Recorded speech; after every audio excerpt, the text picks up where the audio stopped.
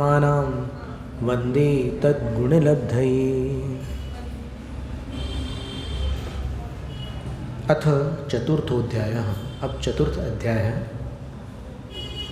तीसरे अध्याय में एक बात बतानी थी कि नरकों में जो 7 पृथ्वियाँ हैं वो नीचे 6 राजू तक है और नीचे अधोलोक 7 राजुओं का है, लेकिन 6 राजू तक 7 पृथ्वियाँ हैं। 2 राजू में 3 पृथ्वियाँ हैं। प्रारंभ के जो ऊपर के 2 राजू हैं उनमें 3 पृथ्वियाँ हैं और फिर जो बची हुई 4 पृथ्वियाँ हैं वो एक एक राजू में हैं।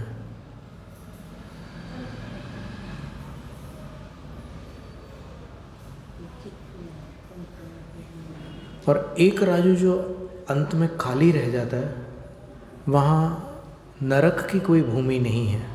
7 पृथ्वियाँ वहाँ ऊपर समाप्त हो जाती है 6 राजू में। और दूसरी बात, ये एक बात हुई। दूसरी बात ये थी कि जैसे यहाँ पर मनुष्य लोग जो रहते हैं वो ground floor, first floor, second floor, third floor ऐसे तल्ले होते हैं। जो बिल्डिंग्स होती हैं उनमें अलग अलग पटल होते हैं। तो नीचे भूमि में 49 पटल है। प्रथम पृथ्वी में 13 पटल है, द्वितीय में 2-2 कम करते जाना, दूसरे में 11 है, तीसरी में 9 है, चौथी में 7 है, पांचवी में 5 है, छठी में 3 है और सप्तम पृथ्वी में 1 पटल है। यानी एक ही लेवल है वहाँ पर पूरे 5 नरक हैं सप्तम पृथ्वी में। रौरव, महारौरव, कुंभीपाक ऐसे कुछ नाम हैं उनके। अब ऊर्ध्वलोक का जो वर्णन है वो आज प्रारंभ हो रहा है। और ऊर्ध्वलोक का वर्णन प्रारंभ करते समय ये जो निचला भाग है, असली में मेरू के एक बाल ऊपर, मेरू पर्वत की जो चोटी है, शिखर है, उससे एक बाल ऊपर ऊर्ध्वलोक शुरू होता है। वहाँ से 7 राजू हैं ऊपर तक। और ये जो है ये नीचे के 7 राजू में अपना मध्यलोक और अपन लोग हैं और नीचे की पृथ्वियाँ हैं। और वो अंतिम एक राजू तो खाली पड़ा हुआ है, वहाँ केवल निगोदिया जीव हैं। कलंकला पृथ्वी बोलते हैं उसको, वहाँ निगोदिया जीव है। ऊपर देवलोक में 63 पटल हैं, 63। नीचे कितने थे अभी बताया था?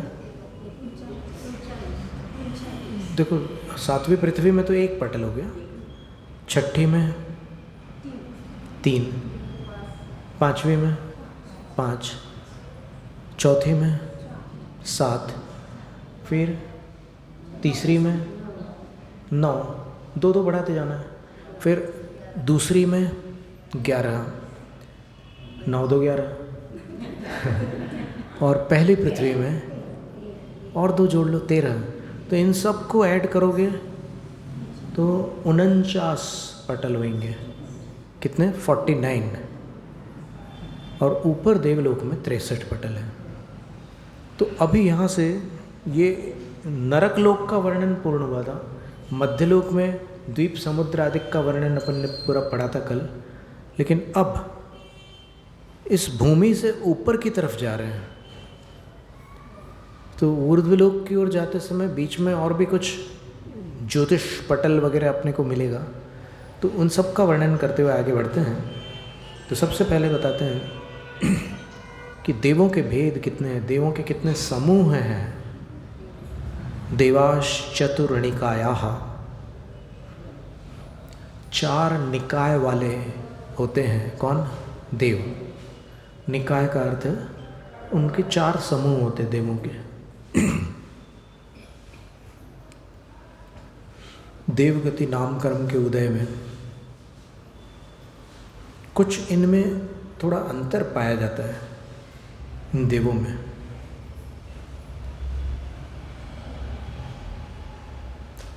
तो बहुवचन का प्रयोग किया, देवाश चतुर्निकाय। एक वचन का भी कर सकते थे, देवश चतुर्निकाय, लेकिन नहीं, एक वचन का इसलिए नहीं किया क्योंकि देव के 4 भेद है, ये तो ठीक है, पर उनमें प्रभेद भी हैं और भी सब डिविजन्स हैं। देवों में इंद्र भी होते हैं, प्रतींद्र भी होते हैं, सामानिक आदि बहुत सारे भेद होते हैं, इसलिए बहुवचन रखा है। कौन से 4 भेद हैं? तो पहले बोल रहे हैं भवनवासिनो व्यंतरा ज्योतिष्का वैमानिकाश्चेति। भवनवासी देव, व्यंतर देव, ज्योतिष्क देव और वैमानिक देव। कल्पवासी नहीं, वैमानिक देव। फिर वैमानिक के 2 भेद हैं, कल्पवासी और कल्पातीत, वो आगे बताएंगे। आदितस्त्रिषु पीतांतलेश्याः। शुरू के जो 3 भेद हैं, आदितस्त्रिषु, पहले से 3 तक, इनमें भवनवासी, व्यंतर और ज्योतिष में इनको भवनत्रिक कहते हैं। पता है ना आपको, भवनत्रिक कहते हैं।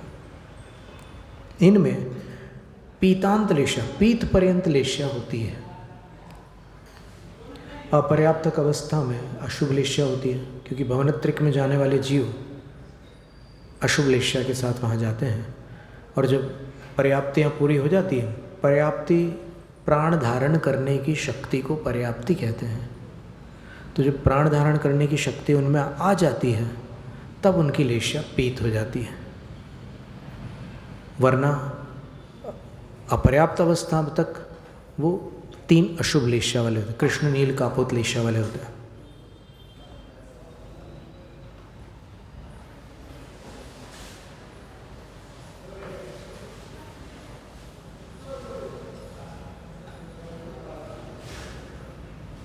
अब भवनवासी कितने प्रकार के हैं, व्यंतर कितने प्रकार के हैं, ज्योतिष्क देव कितने प्रकार के हैं और वैमानिक देव कितने प्रकार के हैं।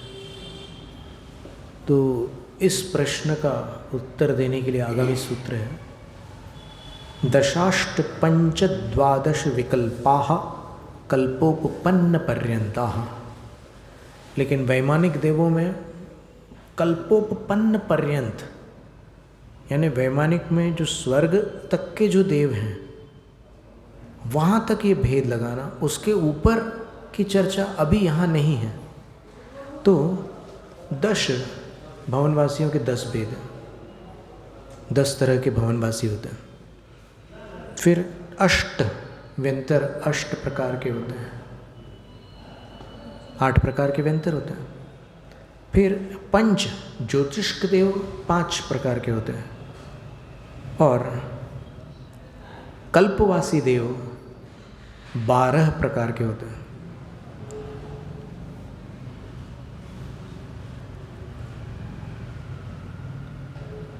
और किसी प्रकार से देवों में विभाजन होता है क्या? इस प्रश्न का उत्तर 4थे सूत्र में है। पुनरपित विशेष प्रतिपत्त्यर्थमाह, फिर से उनके भेद बताने के लिए, जानकारी देने के लिए आगामी सूत्र है। इंद्र सामानिक त्रयस्त्रिंश पारिषद आत्मरक्ष लोकपालानीक प्रकीर्ण का अभियोग्य किल विशिकाश्चैकशः। इंद्र जो देवों के राजा के समान होते हैं, उनको देवराज भी कहते हैं। सामानिक बिल्कुल इंद्र के समान होते हैं, इसलिए उनको सामानिक कहते हैं, लेकिन उनके पास सत्ता नहीं होती है, बाकी सब इंद्र जैसे ही होता है। आज्ञा और ऐश्वर्य से वो इंद्र की अपेक्षा थोड़े कम है। फिर त्रयस्त्रिंश 33 की संख्या होती है इनकी, ये भी खास देव होते हैं।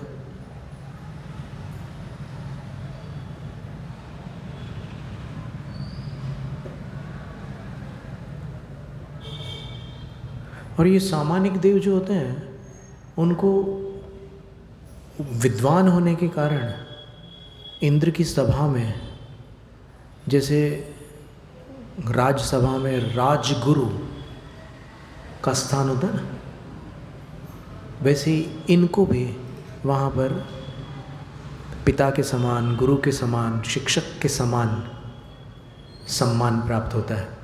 इनको एक शब्द में सुर गुरु भी कहते हैं। और सुर गुरु शब्द आपने स्तोत्र पाठ के समय अपन ने देखा था, कहाँ पर था?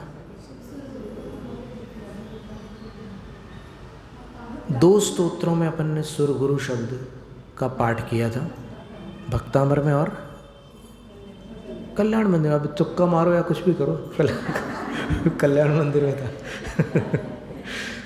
एक तो चौथे काव्य में था भक्तामर के, वक्तुम गुणान गुण समुद्र शशांक कांतान कस्ते क्षमः सुर गुरु प्रतिमो विबुद्ध।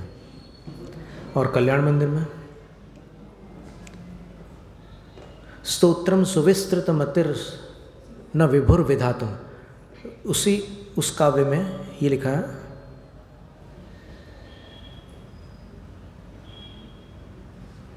कल्याण मंदिर का दूसरा काव्य देखिएगा,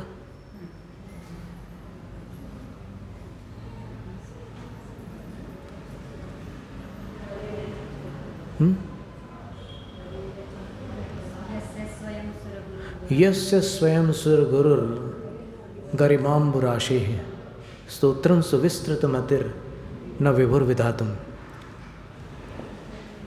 रिवर्स में याद करना थोड़ा मुश्किल होता है, लेकिन एक अपने यहाँ पर एक कुंभोज वाले जो समंतभद्र महाराज थे ना, नाम सुना होगा आपने, वो तत्वार्थ सूत्र को पीछे से पढ़ लेते थे, लास्ट सूत्र से फर्स्ट सूत्र तक, ऐसे रिवर्स में। हमने भी कोशिश की है, तो हो तो जाता है ऐसा, थोड़ा सा सावधान होकर करो तो हो जाता है। और जहाँ अटकते हैं वहाँ ही अपन स्मरण कर लेते हैं कि इसका अर्थ से लगा लेते हैं, तो फिर वो आ जाता है। तो ये सामानिक होते हैं, इनको सुर गुरु कहते हैं, इनको बृहस्पति भी कहते हैं। ये सारे नाम आप संग्रह कर सकते हैं। इनको सामानिकों को पिता तुल्य भी कहा जाता है, गुरु तुल्य भी माना जाता है, उपाध्याय शिक्षक के समान भी माना जाता है, उनको बृहस्पति भी कहा जाता है। फिर मंत्री पुरोहित स्थानीय त्रयस्त्रिंश देव जो होते हैं वो त्रयस्त्रिंशदेव त्रयस्त्रिंशाः 33 की संख्या होती है उनकी। और जैसे राजाओं की एक मंत्री परिषद होती है, कैबिनेट, यहाँ आज भी शासन में चलता है ना कैबिनेट, तो वैसे ही इनका जो है देवों का, इंद्रों के कैबिनेट में ये 33 मंत्री होते हैं, जिनको त्रयस्त्रिंश कहते हैं। अब वयस्य पीठमर्द सदृशाः परिषदि भवाः पारिषदाः, फिर पारिषद देव होते हैं। परिषदि भवा, परिषद में होने वाले पारिषद देव होते हैं। वो ऐसे मित्र जैसे होते हैं।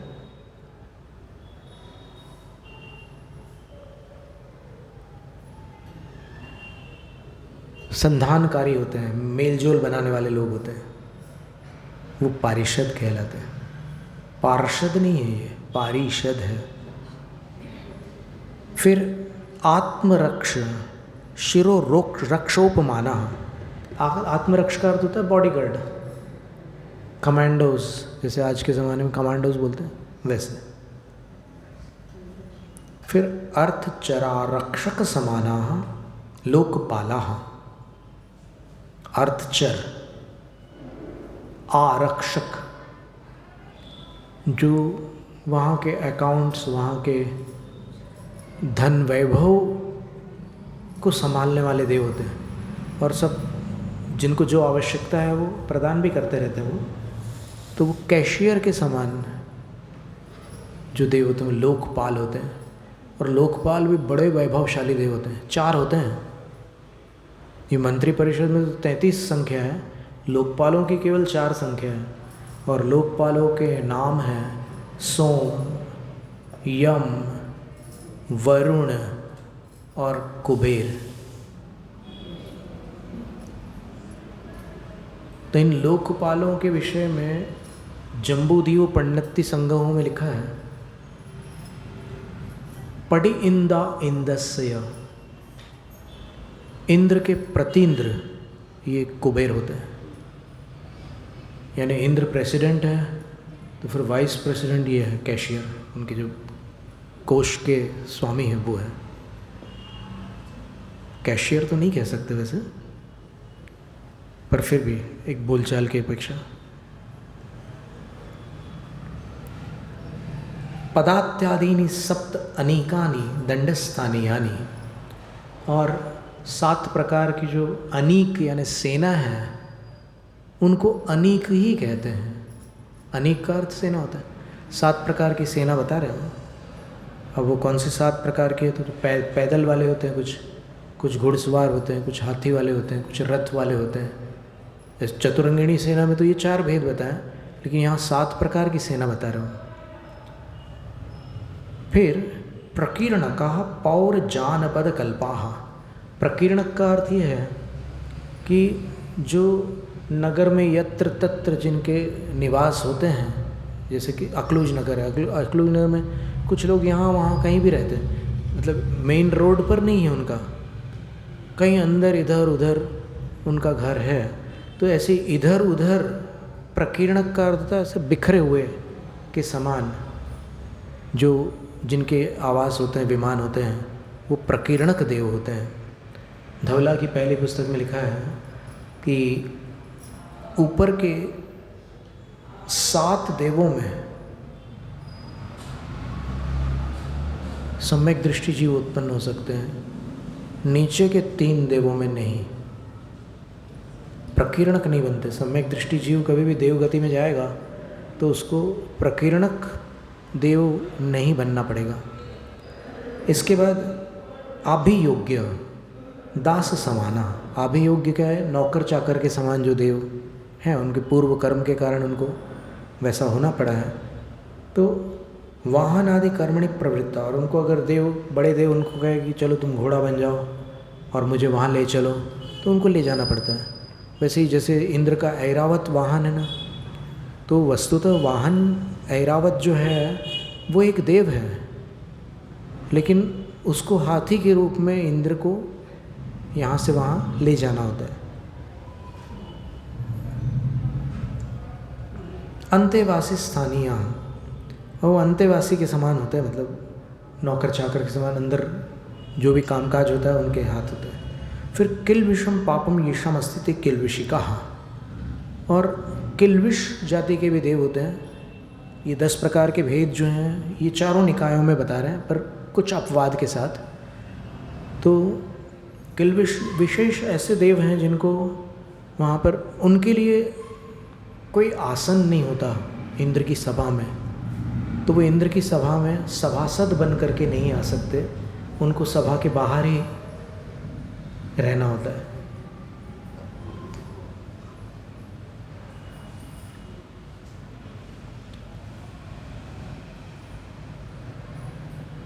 ये उत्सर्ग सूत्र था, मैंने चारों देव समूहों में ऐसे 10 भेद सामान्य कथन की अपेक्षा से बता रहे हैं। अब इसके बाद अपवाद सूत्र है। अपवाद सूत्र में क्या है?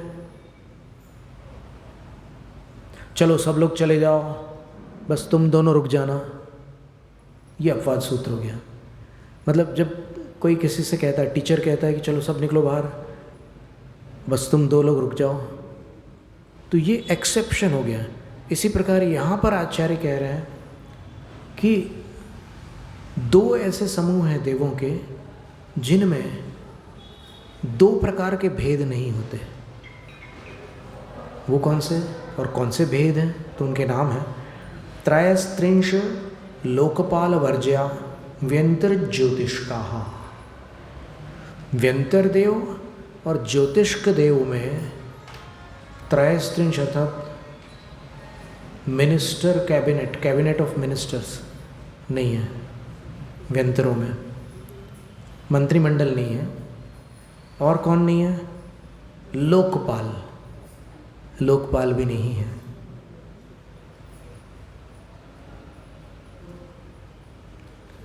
तो त्रयस्त्रिंश किन्हीं पुस्तकों में ल डबल छपा है। जैसे हमारे पास जो प्रति है इसमें ये आप देख सकते हैं, त्रयस्त्रिंशल लोकपाल वर्ज, तो ये अशुद्ध पाठ है। वास्तव में त्रयस्त्रिंशत होता है, लेकिन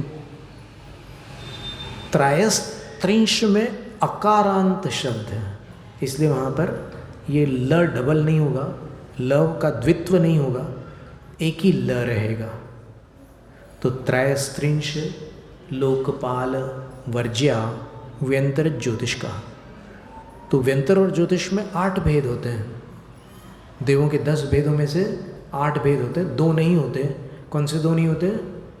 त्रयस्त्रिंश और लोकपाल। तो फिर वहाँ प्रतीन्द्र कौन होते होंगे? तो ज्योतिष के देव में तो कोई ज़्यादा कोई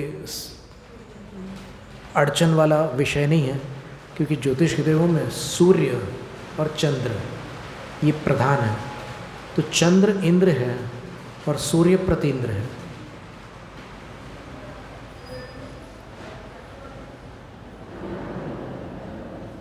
फिर व्यंतरों में प्रतीन्द्र कौन होंगे? लोकपाल तो है ही नहीं। तो उसका उत्तर है कि कोई ना कोई सामानिक देव जो इनके इंद्र के समान समकक्षता में आता है, वो ही प्रतीन्द्र होगा। पूर्वयोर द्विन्द्राः, पहले के 2 देव समूहों में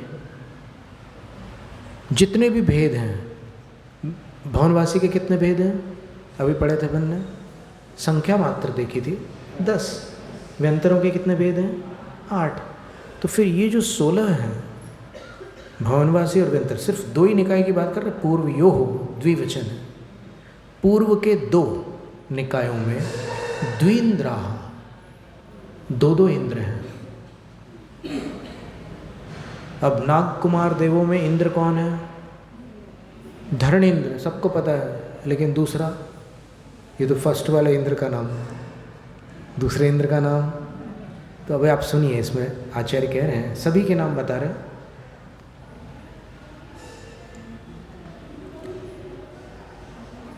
तद्यथा भवनवासेषु, भवनवासियों में जो 10 भेद हैं, उनमें सबसे पहला भेद है असुर, असुर कुमार। भवनवासी देवों के सभी भेदों में कुमार शब्द जुड़ा हुआ है। तो असुर कुमाराणाम द्वाविंद्रो चमरो वैरोचनश्च, असुर कुमार देवों के 2 इंद्र हैं, चमरेंद्र और वैरोचनेन्द्र, ऐसे 2 नाम हैं। नागकुमाराणाम धरणो, नाग कुमारों के 2 इंद्र धरणेन्द्र और भूतानंदश्च, भूतानंद, ऐसे 2 नाम हैं।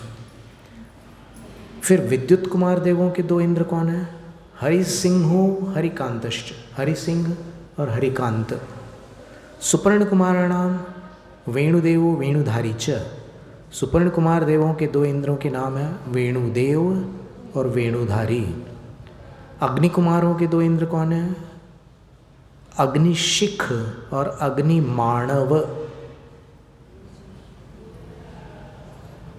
अभी अपन मनुष्य गति में तो इन नामों से अपने को कोई लेना देना नहीं है, पर फिर भी नाम सुन लो, अग्निशिख और अग्निमाणव, ऐसे 2 नाम हैं। फिर वात कुमाराणाम वैलंभ प्रभंजनश्च, वात कुमार देवों के इंद्र कौन हैं? तो वैलंभ और प्रभंजन, ऐसे 2 हैं। स्तनित कुमाराणाम सुघोषो महाघोषश्च, स्तनित कुमार देवों को इनके 2 इंद्र सुघोष और महाघोष हैं। फिर उदधि कुमाराणाम जलकांतो जलप्रभश्च, उदधि कुमार इन देवों के 2 इंद्र हैं जलकांत और जलप्रभ। द्वीप कुमाराणाम पूर्णो विशिष्टश्च, एक इंद्र का नाम है पूर्ण, पूर्णेंद्र, दूसरे विशिष्टेंद्र, विशिष्ट नाम है दूसरे। दिक् कुमाराणाम, फिर दिक् कुमार देवों के इंद्र कौन है? अमित गति, अमित वाहन, ऐसे 2 नाम हैं। ये 10 हो गए। इसके आगे चल कर के सूत्र भी देंगे, इसके 10 नाम आ जाएंगे उसमें भी। फिर व्यंतरों में किन्नराणाम द्वाविंद्रो किन्नर किम पुरुषश्च, किन्नरों के 2 इंद्र किन्नर और किम पुरुष। किम पुरुषाणाम सत्पुरुषो महापुरुषश्चेति, और किमपुरुष देवों के 2 इंद्र सत्पुरुष और महापुरुष। महोरगाणाम अतिकायो महाकायश्च, और महोरग नाम के जो व्यंतर हैं उनमें अतिकाय और महाकाय है। गंधर्वाणाम, गंधर्वों के इंद्र कौन है? गीत रतिर गीत यशाश्च, गीत रति और एक गीत यशा। यक्षाणाम, यक्ष देवों के 2 इंद्र कौन है? पूर्णभद्रो मणिभद्रश्च। मणिभद्र क्षेत्रपाल इंद्र नहीं है, मणिभद्र यक्ष देवों के इंद्र है। मणिभद्र क्षेत्रपाल भी यक्ष हैं, लेकिन वो यक्षेंद्र नहीं है, मणिभद्र यक्षेंद्र है। राक्षसानाम भीमो महाभीमश्च, राक्षस देवों के इंद्र भीम और महाभीम। भूतानाम, भूत देवों के इंद्र कौन है? प्रतिरूपो प्रतिरूपश्च, प्रतिरूप और अप्रतिरूप। पिशाचानाम, पिशाच देवों के इंद्र कौन है? कालो महाकालश्च, काल और महाकाल दोनों पिशाच के इंद्र हैं। अथैषाम देवानाम सुखम कीदृशम इत्युक्ते सुखावबोधनार्थ माह। अब इन देवों का इंद्रिय सुख आदि कैसा होता है, इसकी जानकारी देने के लिए आगे का एक सूत्र है। काय प्रविचारा आ ऐशानाथ, भवनवासी व्यंतर ज्योतिष्क और कल्पवासी देवों में ऐशान स्वर्ग तक, सौधर्म और ऐशान दूसरे स्वर्ग तक। काय प्रविचारा, जैसे मनुष्यों में शारीरिक सुख होता है, वैसे ही वहाँ पर भी काम सुख बताया गया है, शारीरिक। फिर शेषाह, और ऊपर के देवों में कैसा रहता है? तो बोले स्पर्श रूप शब्द मन प्रविचाराः।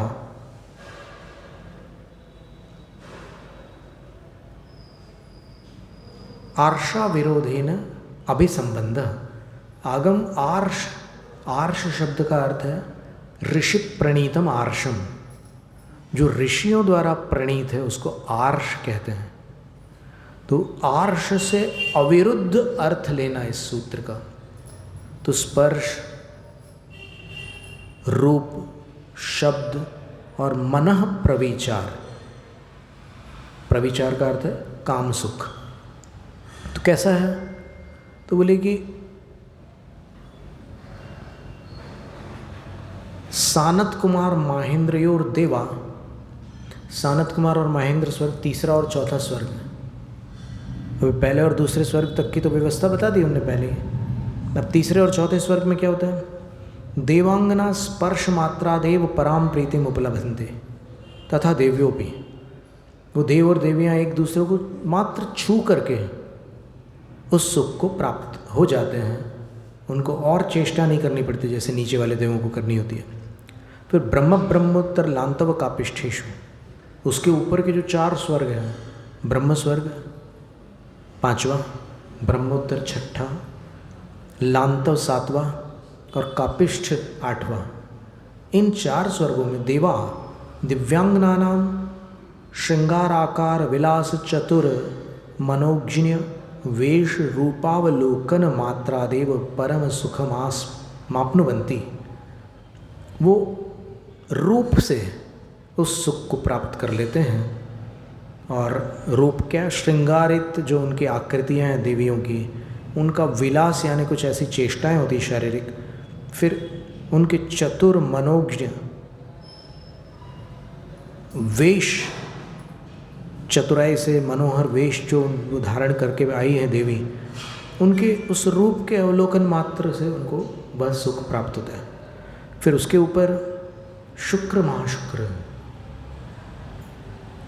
9वां 10वां, शतार सहस्रारेषु 11वां 12वां। इन 4 स्वर्गों में देवा देवलोग देववनिता नाम देवांगनाओं के मधुर संगीत, उनके मधुर संगीत, मृदु हसित उनके कोमल हास्य, ललित कथित उनकी नई नई बातें, भूषण रव उनके आभूषणों की रुंझुन, इनके श्रवण मात्रात सुनने मात्र से ही पराम प्रीतिमास कंदंती उस सुख को प्राप्त कर लेते हैं। और इसके बाद अंतिम 4 स्वर्ग जो हैं, आनत प्राणतारणाच्युत कल्पेशु देवाः स्वांगना मन संकल्प मात्रादेव परम सुखम आपनुवन्ति। अपनी देवी के मन में संकल्प, अपने मन में ही अपनी देवी का संकल्प करने मात्र से कि ये देवी मेरी है, इतना बस सोचने से उनको उस सुख की प्राप्ति हो जाती है। तो इसका अर्थ ये हुआ कि ये जो सुख है, काम संबंधी जो सुख है, वो ऊपर उसमें प्रवृत्ति कम है, लेकिन वहाँ पर इन प्रकारों से, अलग अलग इंद्रियों से वो सुख प्राप्त हो जाता है। यानी सोचिए आप कि सबसे पहले कायक प्रविचार है, फिर उसके बाद स्पर्श प्रविचार है, फिर रूप प्रविचार है, फिर शब्द यानी ध्वनि संबंधी प्रविचार है, और उसके बाद अंत में मन प्रविचार है। तो यदि कोई ब्रह्मचर्य का मार्ग अपनाता है तो उसका कर्तव्य है कि वो देवगति के संस्कारों से भी बचे। मान लो देवगति में वो कभी रहा हो पहले, तो इन सब से उसको उसमें तृप्ति मिलती होगी, तो फिर इन सब से भी वो बचे। उस विषय को लेकर के, उस विषय से उसको सावधान रहना होगा कि इन कारणों से मुझे वो वाला सुख तो नहीं आ रहा है, मैंने उस सुख का ब्रह्मचर्य धारण किया है, तो फिर मेरा तत्संबंधी विषय का त्याग है, तो उसका ध्यान रखना है।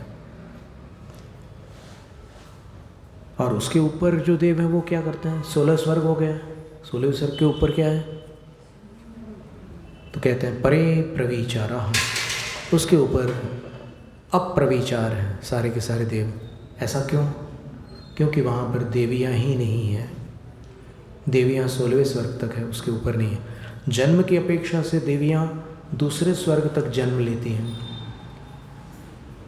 और फिर ऊपर वाले स्वर्गों में उत्पत्ति तो नहीं होती, लेकिन वो उनके जो नियोगी देव हैं ऊपर के स्वर्ग वाले, वो उनको आकर के ले जाते हैं। 16वें स्वर्ग की देवी पहले 2 स्वर्ग में ही उत्पन्न होगी, लेकिन ऊपर वाले जो देव हैं वो उनको लेकर के चले जाएंगे। जो उनकी नियोगिनी देवी हैं उनको लेने के लिए वो आ जाते हैं। और ऐसे ही कुछ पहचान भी बन जाती है नीचे वाले देवों की ऊपर वाले देवों से। तो कभी कभी कुछ काम भी आ जाते हैं एक दूसरे के। जैसे अपराजित जो देव थे, शांतिनाथ भगवान के जीव थे, 16वें स्वर्ग में थे। अब वो नीचे आए, कहीं परिचय हो गया, धरणेंद्र से पहचान हो गई उनकी। तो जब उनने देखा कि मेरा जो छोटा भाई था वो नीचे है, प्रथम पृथ्वी में है, तो प्रथम पृथ्वी में मैं नहीं जा सकता। शुक्ल लेशा वाले देव मध्यलोक से नीचे नहीं जाते। तो फिर उन्होंने धरणेंद्र से कहा कि मेरे भाई का जीव वहाँ पर है, उस पृथ्वी में अमुक स्थान पर है, तो तुम जाकर के उनको मेरा ये संदेश सुना देना। तो फिर धरणेंद्र ने जाकर उनका संदेश दिया और उस देव को सम्यक दर्शन हो गया। और उसके बाद अंत में ये अपराजित जो थे वो शांतिनाथ तीर्थंकर बने, और उनके भाई का जो जीव था, अनंत वीर्य का जो जीव था, वो अंत में उनके गणधर बने।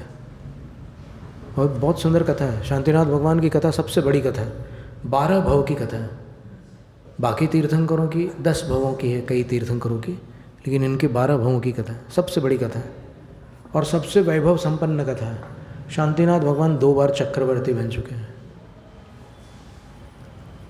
कामदेव, तीर्थंकर, बलभद्र, महामंडलेश्वर, ये सारे पद उनके पास रहे हैं।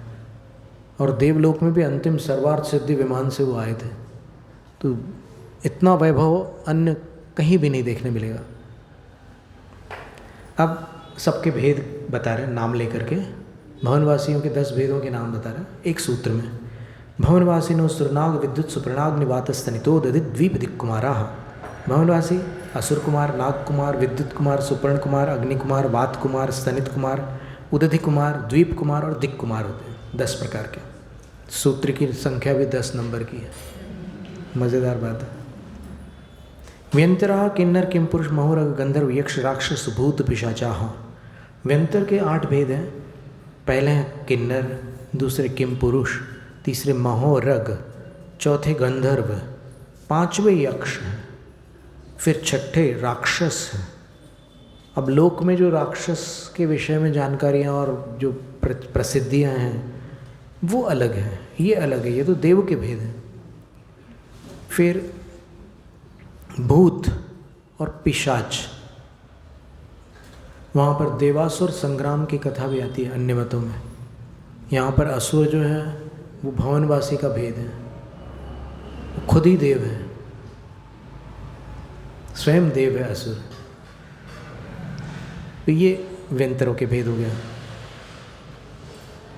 भूत पिशाच ये सब देव हैं। ज्योतिष काहा, अब ज्योतिष के देवों के कितने भेद थे? 5। कौन से? सूर्या चंद्रमसौ ग्रह नक्षत्र प्रकीर्णक तारकाश्च। सूर्य और चंद्रमा, इनको अलग से क्यों कहा? क्योंकि ये इंद्र और प्रतिन्द्र है। पहले सूर्य को प्रतिन्द्र को ले लिया, फिर चंद्रमा को लिया इंद्र को। ग्रह नक्षत्र और प्रकीर्णक तारक, ग्रह भी हैं, नक्षत्र भी हैं, और प्रकीर्णक यानी बिखरे हुए तारामंडल, तारक भी हैं।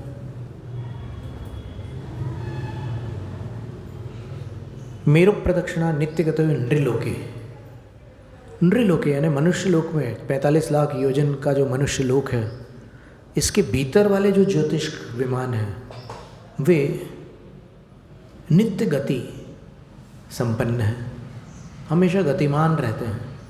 और मेरु प्रदक्षिणा, सुमेरु पर्वत जो बीच वाला जो सुमेरु पर्वत है उसकी प्रदक्षिणा देते हैं 1121 योजन दूर यहाँ से। मेरु पर्वत जहाँ है, मेरु पर्वत से 1121 योजन दूर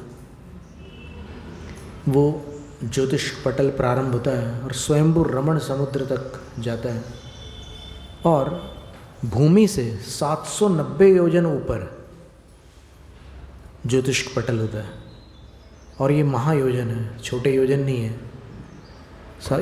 एक योजन यानी 2000 कोस, 2000 कोस वाला योजन है। तत्कृत काल विभाग, काल विभाग तत्कृत उन ज्योतिष के देवों द्वारा किया हुआ होता है। सूर्य चंद्रमा की गति से काल का विभाजन होता है, तिथियों का विभाजन चंद्रमा से होता है, और दिनों का जो विभाजन है वो सूर्य के आधार पर होता है।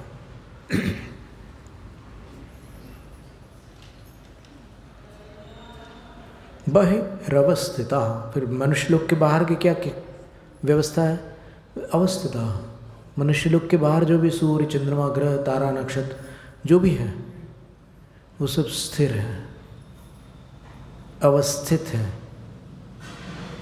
वो मेरु की प्रदक्षिणा नहीं लगाते। इसलिए कुछ ऐसे स्थान भी है बाहर जहाँ पर मान लो सूर्य का प्रकाश नहीं पहुँच रहा, कुछ बीच वाले भाग में कहीं किसी द्वीप में, तो वो अंधकारमय रहता है वो स्थान हमेशा। और कम अवधि ज्ञान वाले देव कभी कभी उन अंधकार वाले स्थानों में चले जाते हैं तो वो बाहर नहीं निकल पाते। फिर वहाँ से जब नंदीश्वर द्वीप की वंदना के लिए, पूजा के लिए सारे देव निकलते हैं तो कुछ बड़े अवधि ज्ञान वाले देव देख लेते हैं कि अरे यहाँ पर वो फंसा हुआ है, चलो उसको निकाल देते हैं। कई बार मनुष्य लोग भी पानी में कोई कीड़ा गिरा रहता है तो उसको ऐसे निकाल देते हैं। तो वैसे वो लोग वहाँ से अंधेरे वाले स्थान में फंसे हुए देवों को निकाल देते हैं। अब इसके आगे भवनत्रिक का वर्णन यहाँ पूर्ण होता है। अब ऊपर के देवों का वर्णन है। वैमानिकाः, वैमानिक देव कहलाते हैं ऊपर के, और उनके 2 भेद हैं। कल्पोपपन्नाः कल्पातीताश्च, कल्पोपपन्न यानी स्वर्ग में उपाद को प्राप्त, और कल्पातीत यानी स्वर्ग से ऊपर, कल्प से परे। स्वर्ग को कल्प कहते हैं, क्यों? कल्प का अर्थ होता है व्यवस्था। तो कैसी व्यवस्था? इंद्र आदिक देवों की व्यवस्था जहाँ तक है उसको कल्प कहा जाता है, लेकिन इसके ऊपर इंद्र वगैरह, इंद्र सामान्य तरह ये कोई व्यवस्था नहीं हुआ, तो वो कल्पातीत है। ऊपर ही ऊपर ही, और ये सारे जो विमान हैं ऊपर ऊपर होते हैं। जैसे वहाँ पर 3 अध्याय में अधो अधः शब्द आया था पहले सूत्र में, वहाँ नीचे नीचे जाते हैं, यहाँ ऊपर ऊपर। किमर्थ में तुम्हें ये सूत्र क्यों कहा? तो आचार्य उत्तर देते हैं कि आड़े तिरछे की कल्पना ना कर ले कोई, इसलिए हमने ऊपर ऊपर का वर्णन किया है।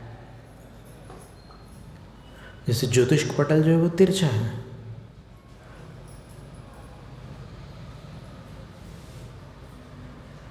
और व्यंतरों के समान असम रूप से अवस्थित है, इसलिए यहाँ कल्पों के विषय में कह रहे हैं और कल्पातीत विमानों के विषय में कह रहे हैं। वैमानिक देवों की स्थिति बता रहे हैं कि सब ऊपर ऊपर है। अब ऊपर ऊपर उनके नाम भी पता चल जाते तो अच्छा रहता, तो बोले बस वही बता रहे हैं 19वें सूत्र में। सौदर में ईशान सानत कुमार माहेंद्र ब्रह्म ब्रह्मोत्तर लांतव कापिष्ठ शुक्र महाशुक्र शतार सहस्रारेश्वानत प्राणतयोरारणाच्युतयोर्नवसुग्रैवैकेषु विजय वैजयंत जयंता पराजितेषु सर्वार्थ सिद्धौ च। सौधर्म स्वर्ग, ईशान स्वर्ग ये नीचे है, फिर सनत कुमार माहेंद्र है, फिर ब्रह्म ब्रह्मोत्तर लांतव कापिष्ठ शुक्र महाशुक्र शतार सहस्रार। अब यहाँ पर सहस्रारेषु ये जो विभक्ति बताई है, इससे ये सूचित होता है कि 12वें स्वर्ग तक की थोड़ी सी व्यवस्था अलग है। 12वें स्वर्ग तक के देव मर करके पशु पक्षियों में उत्पन्न हो सकते हैं, लेकिन 12वें स्वर्ग से ऊपर का कोई भी देव अगर यहाँ आयु पूरी करके आएगा तो वो मनुष्य ही बनेगा। दूसरी बात कि 12वें स्वर्ग तक के वो देव उत्पन्न हो सकते हैं जिन्होंने यहाँ से देवायु का बंध बांधा, और मान लो ऊपर का बंध ज़्यादा आयु का बंध बांधा, और फिर त्रिभाग आया, 8 त्रिभाग आते हैं ना आयु बंधने के बाद, तो वो त्रिभाग आने पर उसने उसका घात कर दिया, ऐसे भाव हो गए उसके कि वो आयु की स्थिति घट गई। तो ऐसी घटी हुई आयु की स्थिति वाले जिनको घातायुष्क कहते हैं, 12वें स्वर्ग तक ही होते हैं घातायुष्क। ऐसा तत्वार्थ परंपरा में है कथन। और एक दूसरी धारा और भी है इस विषय में, तो वहाँ पर कहीं की भी आयु बांधने के बाद उसका घात हो सकता है, और ऊपर की आयु बांधने के बाद भी घात हो सकता है। अब कोई जानना चाहे कि ऐसा कोई उदाहरण है क्या, तो है। धवला की 12वीं पुस्तक में ऐसा कथन है कि द्वैपायन मुनि ने पहले बहुत ऊपर की आयु बांध ली थी, लेकिन बाद में वो नीचे चले गए, मतलब नीचे वाली आयु में चले गए, भवनवासी में अग्नि कुमार देव बन गए, ऐसा कथन। फिर इसके बाद आनत प्राणत आरण अच्युत। सबसे इस 24 में कौन से तीर्थंकर सबसे नीचे वाले विमान से आकर तीर्थंकर बने? विमलनाथ भगवान 12वें स्वर्ग से आए। 12वें से नीचे वाले स्वर्ग में कोई भी ऐसे नहीं थे जो तीर्थंकर बने हों इस 24 में। और सबसे ऊपर का तो पता ही है आपको, सर्वार्थ सिद्धि आदिनाथ भगवान है, शांतिनाथ भगवान है। ऐसे 4 तीर्थंकर जो सर्वार्थ सिद्धि से आए। कहीं किन्हीं ग्रंथों में 5 तीर्थंकर भी हैं। तो आनत प्राणत आरण और अच्युत, ये 16 स्वर्ग हो गया। फिर नवसु ग्रैवेकेषु, 16 स्वर्ग के ऊपर 9 ग्रैवेक है। ग्रैवेक क्यों कहा? क्योंकि लोक पुरुष संठान, आपको पता है ना कि पैर ऐसे नीचे से फैला लें थोड़ा सा और हाथ ऐसे कमर पर रख दें, तो जो आकृति बनती है ना, लोक जैसी आकृति बनती है। और नीचे 7 राजू हैं, इस पैर से इस पैर तक, कमर पर 1 राजू है, और ये जो हाथ ऐसे फैला है ये कोहनी में यहाँ से यहाँ तक 5 राजू हैं, और फिर ऊपर आकर के 1 राजू है। तो ये गर्दन वाला जो स्थान है, यहाँ पर जो 9 विमान है वो ग्रीवा स्थान पर होने के कारण उनको ग्रैवेयक कहते हैं। 9 ग्रैवेक है। 5वें ग्रैवेक से पार्श्वनाथ भगवान आए थे। कहाँ आए थे? आनंद राजा की पर्याय में। स्मरण है आपको? वज्रनाभि चक्रवर्ती 5म ग्रैवेक सुभद्र नाम का जो विमान था वहाँ गए थे। पार्श्वनाथ भगवान की कथा में आया था नहीं, और वहाँ से आयु पूर्ण करके 27 सागर की आयु पूर्ण करके वो यहाँ नीचे राजा आनंद की पर्याय में आए थे अयोध्या में। और वहाँ पर जो मुनिराज आए थे, आचार्य कोई गणधर आए थे ना, उनसे उन्होंने सूर्य विमान आदि का वर्णन पढ़ा था, सुना था, और फिर अपने यहाँ सूर्य मंदिर की स्थापना की थी। 9 ग्रैवेक हो गए। उसके बाद विजय, वैजयंत, जयंत, अपराजित, ऐसे 4 दिशाओं में 4 विमान हैं। सबसे टॉप पे 4 दिशाओं में 4 विमान है, और मध्य में सर्वार्थ सिद्धि। सर्वार्थ सिद्धि को अलग इसलिए लिखा है क्योंकि उन 4 विमानों में जघन्य और उत्कृष्ट आयु है, लेकिन सर्वार्थ सिद्धि में आयु एक ही है, 33 सागर, कम ज़्यादा नहीं है। खैर ज़्यादा तो होती ही नहीं है, 33 के ऊपर तो हो ही नहीं सकती ना। और च शब्द से ग्रैवेक और अनुत्तरों के बीच अनुदिश विमान भी होते हैं, 9 अनुदिश विमान। तो ऐसे ये वैमानिक देवों के विमानों का नाम था। अब वहाँ रहने वाले देवों की क्या व्यवस्था है, कैसे क्या है? तो बोले स्थिति प्रभाव सुख द्युतिलेश्या विशुद्धीन्द्रियावधि विषय तो अधिकाहा। ऊपर ऊपर के देव स्थिति यानी आयु की अवधि अधिकाहा, अधिक लेकर के आते हैं। अब पहले दूसरे स्वर्ग से तीसरे चौथे स्वर्ग की आयु अधिक ही होगी, और उससे ऊपर वाले स्वर्गों में और अधिक आयु होगी। तो स्थिति वहाँ की ऊपर ऊपर की अधिक अधिक होती है। प्रभाव, प्रभाव क्या है? तो आचार्यों ने जो कहा है वो हम आपको पढ़ के सुनाते हैं। शापानुग्रह शक्ति ही प्रभाव। देवों में जो शाप देने की शक्ति होती है, हिंदी में श्राप बोलते हैं, संस्कृत में शाप शब्द है। तो देवों में जो शाप देने की शक्ति होती है और अनुग्रह करने, उपकार करने की जो शक्ति होती है, वो ऊपर ऊपर के देवों में अधिक अधिक होती है। कई लोग बोलते हैं ना, जो देखो अधूरा ज्ञान खतरा है जान। हमेशा थोड़ा सा पढ़ लिया, वो बोलते हैं अरे ये देव लोग क्या कर सकते हैं, बोले अपने पुण्य पाप से सब चलता है। अरे भाई तेरे पुण्य पाप से अगर सब चलता और तेरे माँ बाप अगर तेरे को छोड़ देते तो क्या चलता? माँ बाप का कोई उपकार नहीं है क्या? शिक्षकों का कोई उपकार नहीं है क्या? अपने और भी जो गुरुजन हैं और आस पड़ोस के भी जो लोग हैं और कुछ रिश्तेदार भी हैं जिन्होंने बहुत सावधानी से आपको संस्कारित किया और बहुत सारी चीज़ें सिखाई हैं, सबका उपकार होता है। तो आपको ये कर्म सिद्धांत इसलिए नहीं पढ़ना है कि आप उपकारी का उपकार मानना ही छोड़ दो कि सब मेरे पुण्य पाप से हो रहा है। पुण्य पाप अंतरंग निमित्त है, इसको कर्म कहते हैं।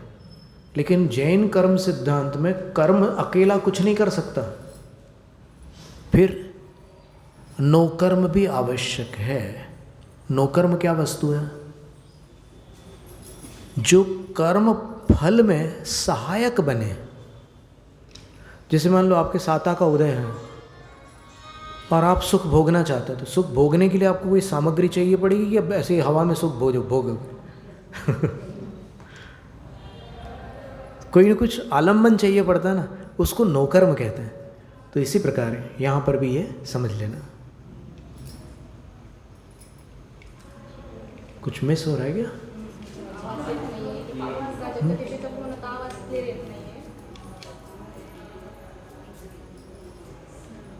चलो कर लो आप। और 5म अध्याय में एक सूत्र भी है कि परस्पर उपग्रहो जीवानाम एक दूसरे का उपकार करना ही जीवों का काम है। तो उपकार नाम की कोई चीज़ हुई कि नहीं? अगर सब कुछ आपके पुण्य पाप से हो रहा है तो फिर उपकारी कोई रहा ही नहीं। और जिन ग्रंथों में ये गाथा आई है, ओवयारम अवयारम, उपकार और अपकार जीव के कर्म से ही होता है, जीव के पुण्य, वो एक दृष्टि है। वो आपको ऐसा समझा रहे हैं कि तू अपने कर्मों को मत भूल जा और उन्हीं को उपकारी और अपकारी बोल करके उनके पीछे मत लग। जितनी वो दोनों बातें समझाना चाहते हैं आचार्य, इधर भी खींचातानी मत करो, उधर भी खींचातानी मत करो, दोनों बातें। अभी एक बहुत बड़ा जैन वर्ग है जो सिर्फ कर्म को मानता है, नो कर्म को बिल्कुल भूल चुका है, जबकि व्यवहार में उसके जीवन में अगर देखो तो वहाँ पर बीमार होने के बाद तुरंत डॉक्टर के पास जाता है और वो दवाई खाता है नो कर्म मुंह में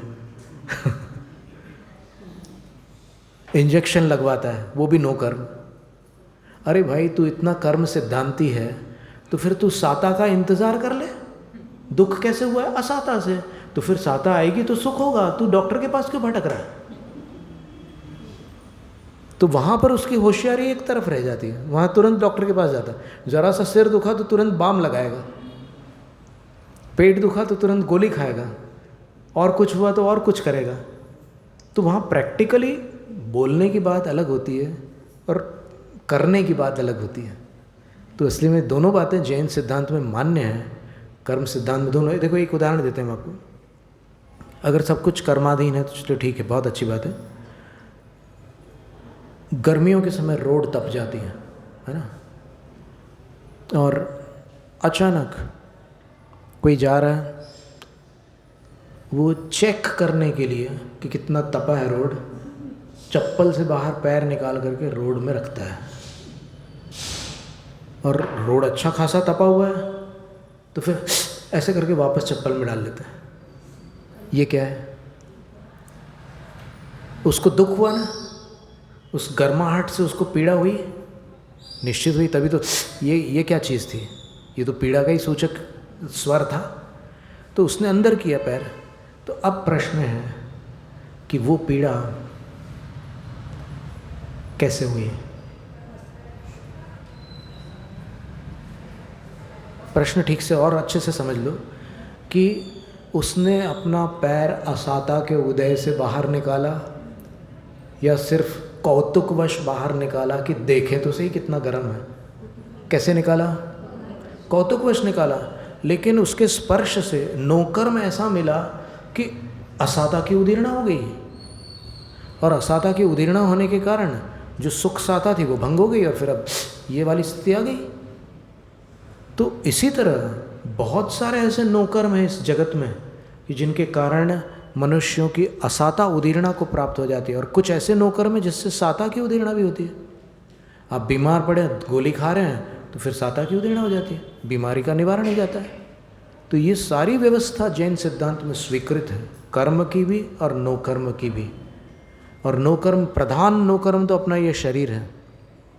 अगर शरीर में सब संतुलित होगा तो फिर स्वस्थ रहेगा, और वात पित्त कफ रक्त अम्ल ये सब असंतुलित हो जाएंगे तो फिर सब दुनिया भर की स्थितियां बनेंगी। और असंतुलन के कारण भी बहुत सारे हैं, कई जीवाणु हैं, कई विषाणु हैं, कई कीटाणु हैं, उनके कारण शरीर में बहुत सारे फेरबदल हो जाते हैं। तो ये कर्म और नौकर्म का संबंध है। यहाँ क्या कह रहे हैं आचार्य? देवों के पास शाप देने की शक्ति और अनुग्रह करने की शक्ति होती है। अगर देव शाप दे दे कि तेरा वंश नष्ट हो जाएगा तो नष्ट हो जाएगा, याद रखना। यानी उसके घर वो चीज़ हो जाएगी उसके शाप देने से, और साथ में उसका कर्म भी साथ में काम करेगा। देव किसी ऐसे पुण्यात्मा को शाप नहीं दे सकता कि तेरा वंश नष्ट हो जाएगा, जिसने उस श्रेणी के पाप किए हैं। दोनों का संतुलन है, दोनों का तालमेल है, एक से काम नहीं। भाग्य और पुरुषार्थ क्या सही है? कोई बोले पुरुषार्थ, कोई बोले नहीं भाग्य। अरे दोनों ही बातें ज़रूरी है। पुरुषार्थ करने के लिए भी भाग्य चाहिए, और आगामी काल का भाग्य बनाने के लिए अभी वर्तमान में पुरुषार्थ चाहिए। दोनों का बड़ा बराबर तालमेल है। तो देवों के पास ये शाप देने की और अनुग्रह उपकार करने की भी शक्ति होती है। अगर देव ऐसा वरदान दे दे कि चल ठीक है, तेरे यहाँ किसी को भी महामारी नहीं होगी, मेरा वरदान है, तो फिर उसके कुटुंब में उसी जाति के कर्म लेकर के जीव उत्पन्न होंगे जिनके असाता के उदय से महामारी के लायक स्थिति न बने। इस तरह की स्थितियां बनती हैं। तो ये शक्ति देवों के पास होती है। इसलिए आगम विरुद्ध कभी देवों का अवर्णवाद मत करना कि देव कुछ नहीं कर सकते, और कभी धोखे से चैलेंज मत कर देना किसी देव को। क्योंकि एक बार ऐसा हुआ था कहीं पर, क्षमा सागर महाराज जी थे, योग सागर महाराज जी थे, और फिर एक व्यक्ति को कोई ऐसा उपद्रव, उसने कुछ गलती कर दी थी तो कुछ उपद्रव हो गया था उस पर।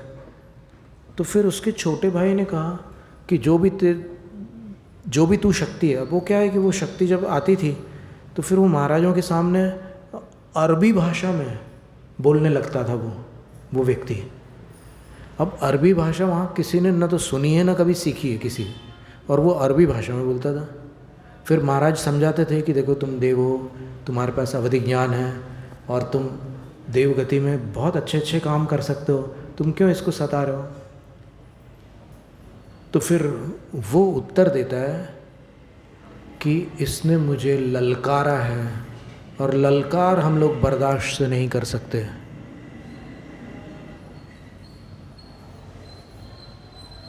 और अंततः वो समाप्त हो जाता व्यक्ति।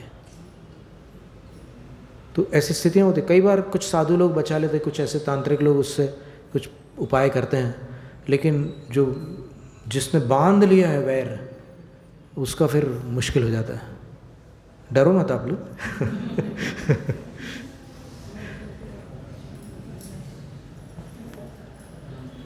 फिर सुख, इंद्रिय विषयों का जो भोग होता है वो, उसको सुख कहा यहाँ। सुखम इंद्रियार्थानुभव। पूज्यपाद आचार्य महाराज की परिभाषाएं बड़ी सुंदर होती है। सुख किसे कहते हैं? इंद्रियों के विषयों का भोग, उसको सुख कह रहे हैं। यहाँ पर सांसारिक सुख की बात चल रही है यहाँ पर। फिर द्युति, द्युति का अर्थ होता है शरीर का तेज, और उसके आभूषण आदि का भी तेज बहुत अधिक होता है। जैसे इंद्राणी जो हार पहनती है ना, इंद्र के साथ बैठे हुए इंद्राणी का जो हार होता है, उस हार की कांति के सामने बाकी सारे देवों के आभूषण की तेज फीके पड़ जाते हैं। और लेश्या, ऊपर ऊपर लेश्या की जो विशुद्धि है वो अधिक अधिक होती है। और इंद्रियावधि,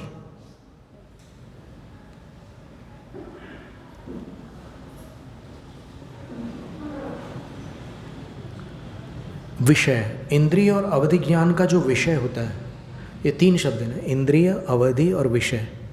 तो इंद्रियों का विषय, अवधि ज्ञान का विषय, ये ऊपर ऊपर बढ़ता चला जाता है। बस देवों में एक कमी है कि वो अपने विमान के ध्वज दंड से ऊपर अवधि ज्ञान नहीं लगा सकते। अवाग्धानाद अवधि ही, वो नीचे की तरफ उनका ज्ञान काम करता है, ऊपर की तरफ काम नहीं करता।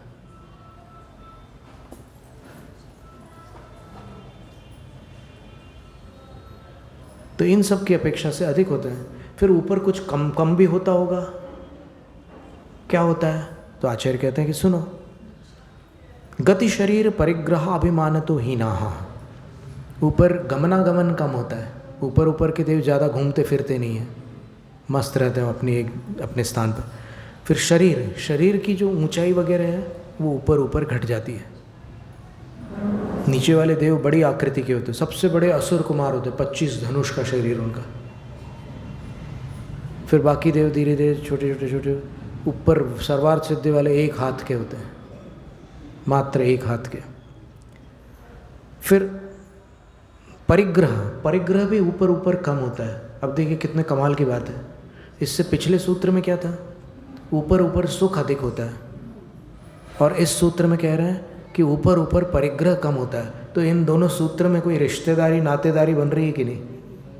कि परिग्रह जितना कम होता जाता है सुख उतना अधिक होता जाता है। सीधा सा एक शिक्षाप्रद संदेश मिल रहा है। फिर अभिमान तो ही ना, अभिमान भी ऊपर ऊपर कम होता है, नीचे वाले देवों का अभिमान ज़्यादा होता है। अगर आप व्यंतरों को या फिर और कोई भवनत्रिक के देव को छेड़ दो तो वो बिल्कुल तुरंत अपने उसमें ले लेते हैं, ईगो पे, और वो फिर बिल्कुल रुष्ट हो जाते हैं। तो और अगर आप उनको संतुष्ट करो, शांत करो तो शांत भी होता है। अच्छे संबोधन अगर आप व्यवस्थित संबोधन दें तो शांत भी होते हैं। पर इतना है कि वो सुनने को तैयार हो, तो अगर वो नहीं सुने तो फिर आप कुछ नहीं कर सकते। और कुछ लोगों की बात वो सुनते भी हैं, देवलोक सुनते भी हैं और मान भी जाते हैं कई बार। एक बार किसी जैन परिवार से एक कोई बहू थी, उसका अवसान हो गया तो मर कर के वो व्यंतर योनि में चली गई, और वहाँ से आकर के वो कुछ उस परिवार में किसी को परेशान करने लगी। तो फिर पंडित जगन मोहन लाल जी ने उसको संबोधित किया। तो उसने वो जिसके ऊपर वो आई उसने अपना चेहरा ढांक लिया। तो फिर ये समझ गया कि अच्छा ये वो बहू का जीव है, क्योंकि बहू मेरे सामने घूंघट डालती थी तो ये उसी का जीव है।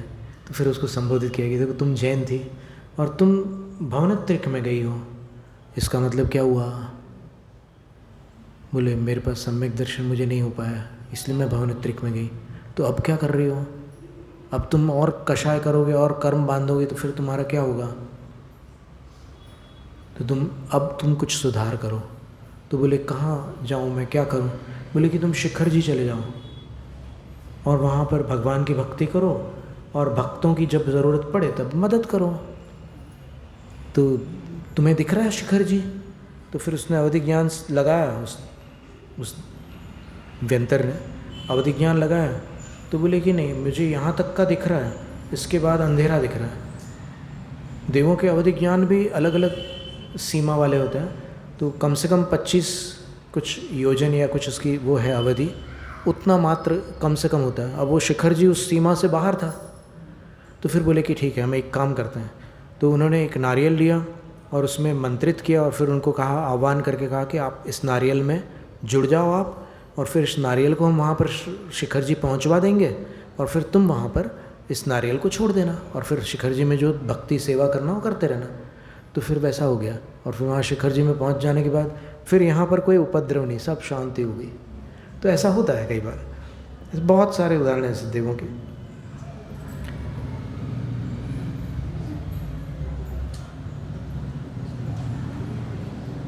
पीत पद्म शुक्ल लेश्या द्वित्रिशेषेषु। अब वैमानिक देवों की लेश्या बता रहे हैं। आदितस्त्रिषु पीतांत लेश्या पहले बतला दी थी। शुरू के 3 निकायों में पीत पर्यंत लेश्या है। अब ऊपर का जो निकाय बचा वैमानिक, उसमें कौन सी लेश्या, कैसी व्यवस्था है, तो बताते हैं।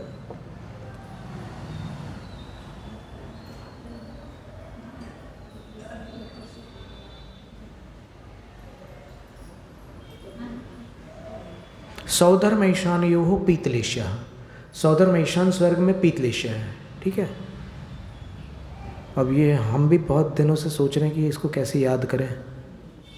आप लोग कोशिश करके देखिए, अगर याद हो जाए तो बहुत अच्छी बात है। नरकों का तो सरल था, पर यहाँ सौधर्म ईशान में पीतलेश्या है। सानत कुमार महेंद्र हो पीत पद्म लेश्या। सानत कुमार और महेंद्र तीसरे चौथे स्वर्ग में पीत और पद्म दोनों लेश्या हैं। उसके बाद ब्रह्म ब्रह्मोत्तर लांतव कापिष्ठेषु पद्मलेश्या। ब्रह्मलोक शब्द का प्रयोग किया है। ब्रह्म स्वर्ग को ब्रह्मलोक भी कहते हैं। तो ब्रह्मलोक, ब्रह्मोत्तर, लांतव, कापिष्ठेषु पद्मलेश्या 5, 6, 7, 8 इन स्वर्गों में पद्मलेश्या है। फिर शुक्र महाशुक्र शतार सहस्रारेषु पद्म शुक्ल लेश्या। फिर ऊपर के और 4 स्वर्गों में पद्म और शुक्ल दोनों लेश्या हैं। फिर आनत आदिशु शुक्ल लेश्या, और अनत आदिक में शुक्ल लेश्या ही है अकेली। आनत, प्राणत, आरण, अच्युत, अंत के 4 स्वर्गों में अकेली शुक्ल लेशा है। तो इन देवों में जो शुक्ल लेशा वाले देव हैं वो मध्यलोक तक तो आते हैं, अधोलोक में नहीं जा सकते। और उसके बाद अत्राप्यनुदशानुत्तरेषु परम शुक्ल लेशा, अनुदिश और अनुत्तर विमानों में परम शुक्ल लेशा है। वहाँ केवल सम्यक दृष्टि महामुनि ही जाते हैं ना।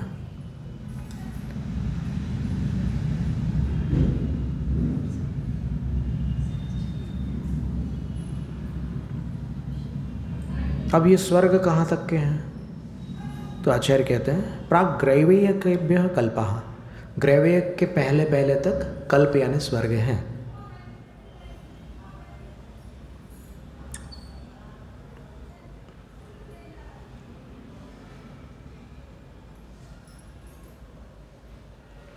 हमने सुना है कि देव लोग जब तीर्थंकर दीक्षा लेने वाले होते हैं, जैसे ही उनको दीक्षा का भाव होता है तब कुछ खास देव आते हैं, लौकांतिक देव। वो कौन है? वो कौन से इन ये जो पूरे 63 पटल है स्वर्ग के, उनमें से वो कहाँ के देव हैं लौकांतिक देव? तो उसके लिए उत्तर दे रहे हैं ब्रह्मलोकालया लौकांतिका। ब्रह्मलोक यानी 5वें स्वर्ग में जिनके आलय अर्थात निवास है वे लौकांतिक देव हैं।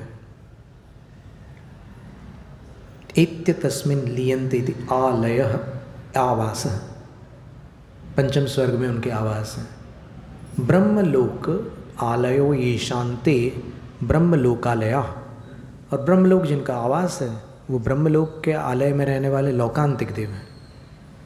यद्येवं सर्वेषां ब्रह्मलोकालयानां देवानां लौकांतिकत्वं प्रसक्तम, अगर ऐसा आप कहोगे तो फिर ब्रह्मलोक में तो जमाने के देव रहते हैं, बहुत सारे देव रहते हैं, सब लौकांतिक हो गए क्या? तो आचार्य उत्तर देते हैं कि अनवर्त संज्ञा ग्रहणाद अदोषः, नहीं, लौकांतिक ये जो शब्द है इसमें कुछ अर्थ छुपा हुआ है। वो अर्थ जिन देवों में लागू हो जाए वही लौकांतिक है, शेष नहीं। तो फिर पूछते हैं कि कौन सा अर्थ है भाई? वो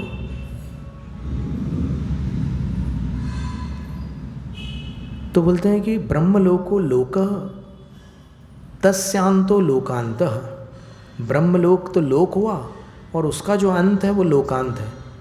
तस्मिन् भवा, उस ब्रह्मलोक के अंत में होने वाले लौकांतिका इति न सर्वेषां ग्रहण, मैंने सारे ब्रह्म स्वर्ग में नहीं हो रहे हैं, ब्रह्मलोक का जो अंतिम भाग है वहीं पर होते हैं ये लोकांतिक। और दूसरी बात, तेषां विमानानि ब्रह्मलोकस्य अंतेषु स्थितानि, उनके विमान ब्रह्मलोक के अंत में, लास्ट में स्थित हैं। अथवा दूसरा अर्थ, लौकांतिक का दूसरा अर्थ, पहला अर्थ तो समझ में आ गया, ब्रह्मलोक को लोक कह लो और उसके अंत में जिनके विमान है वो लौकांत हो गया, और लोकांत में जो होते हैं वो लौकांतिक हो गए, एक अर्थ। दूसरा अर्थ क्या है? जन्म जरा मरणाकीर्णो लोकः, लोक जन्म जरा और मरण से व्याप्त इस जगत को भी लोक कहते हैं।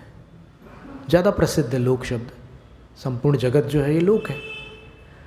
तो ये जन्म जरा और मरण से व्याप्त है। संसार है, संसार भी कह लो आप, किसी अपेक्षा से संसार भी कह सकते हैं। तस्यांतो लोकांतः, उसका अंत आ चुका है जिनका, यानी जो संसार के लगभग किनारे पर लग चुके हैं उनको लौकांतिक कहते हैं। लोकांते भवा लौकांतिका, ते सर्वे परीत संसारा, वे सब संसार के तट के निकट हैं। ततश्च्युता, वहाँ से नीचे आकर एकम गर्भावासम प्राप्य, एक माँ के गर्भ में आवास को प्राप्त होकर परिनिर्वास्यन्ति, परिनिर्वाण को प्राप्त होने वाले हैं। ये लौकांतिक देव एक भवावतारी हैं।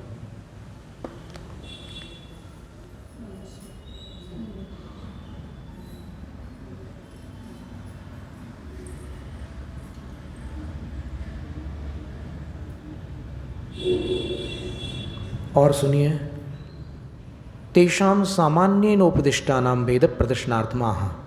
अब लौकांतिक देव का तो सामान्य वर्णन था, उसमें इंद्रादिक भेद नहीं होते, तो फिर कौन से भेद होते हैं लौकांतिक में? बोले कि कुछ लौकांतिक के भी प्रकार हैं, उनके नाम सुनो। सारस्वतादित्य वन्य ऋण गर्द तो ये तुष्टा व्याध बाधा रिष्टाश्य। 8 नाम दिए और च शब्द से और भी ले लेंगे। तो ये सारस्वत, ये भी एक लौकांतिक देव है। आदित्य, ये भी है। वन्नी, अरुण, गर्दतोय, तुषित, अव्याबाध और अरिष्ट, ऐसे लौकांतिक देव।